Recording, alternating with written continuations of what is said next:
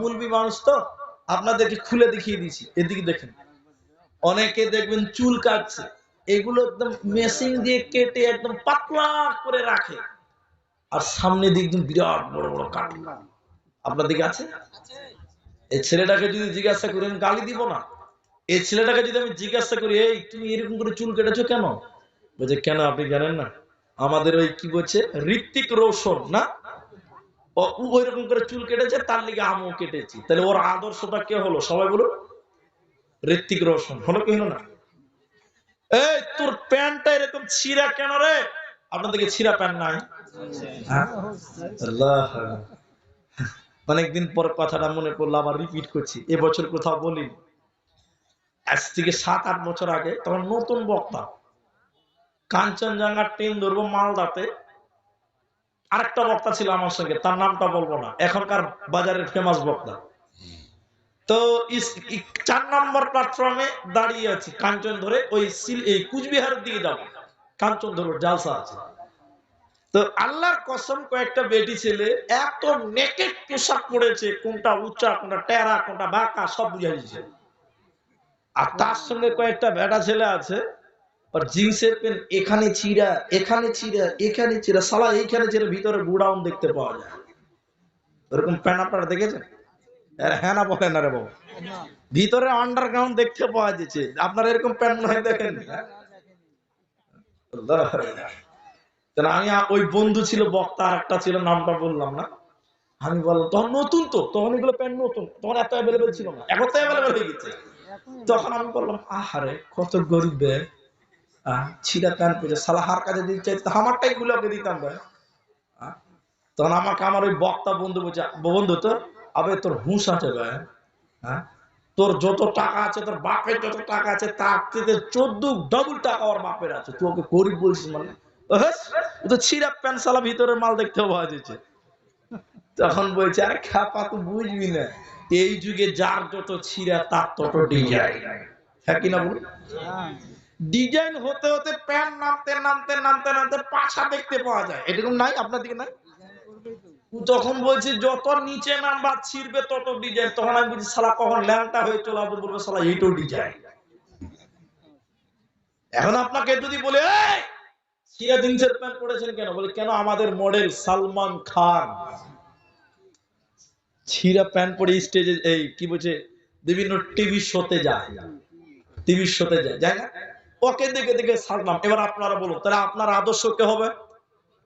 হ্যাঁ, সালমান খান। আমি বলি আব্দুর রহমান, ছাত্র যুগ থেকে লুঙ্গি ধরেছি, সে আমি যদি সৌদি আরব যেতে হয় চেষ্টা করো লুঙ্গি পরিয়ে যাও, দেখছি। তারপর তো শুনেন, আপনি যে বললেন যে আমি আমাদের সিনেমার নায়ককে দেখে দেখে সাজলাম, তো আল্লাহ বলছে যে যাকে মানবে, যার আদর্শ, তার সঙ্গে তার বিচার হবে।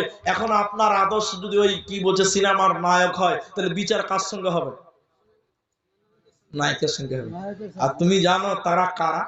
ছি ছি ছি, থু থু থু ফেললাম 3 বার তার মুখে।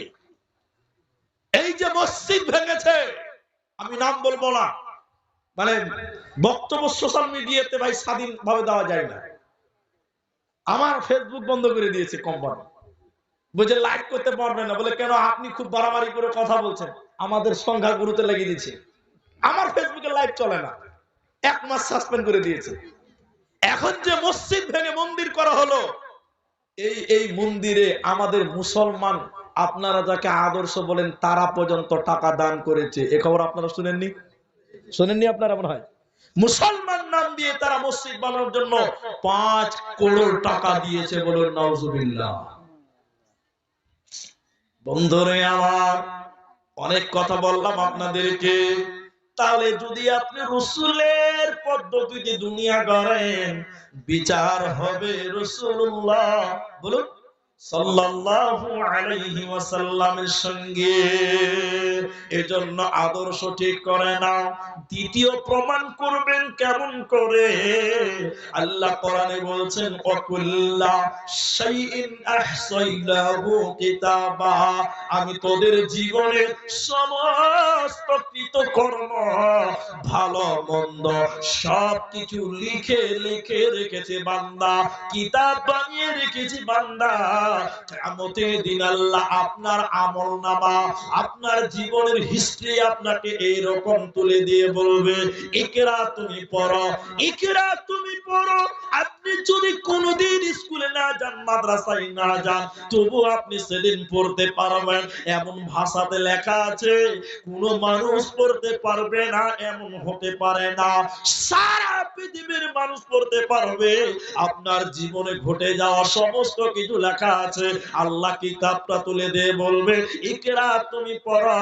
এবার আপনি পড়তে থাকবেন আর বলবেন, মালি হাদাল কিতাব, এটা কেমন কিতাব, লা ইউগাদিরু সাগীরা, জীবনের ছোট ছোট কথাও লেখা আছে, বড় বড় কথাও লেখা আছে, কোনটাই বাদ দেওয়া হয় নাই।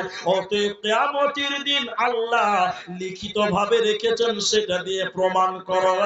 অতএব সেদিন পালাবার উপায় রবে না।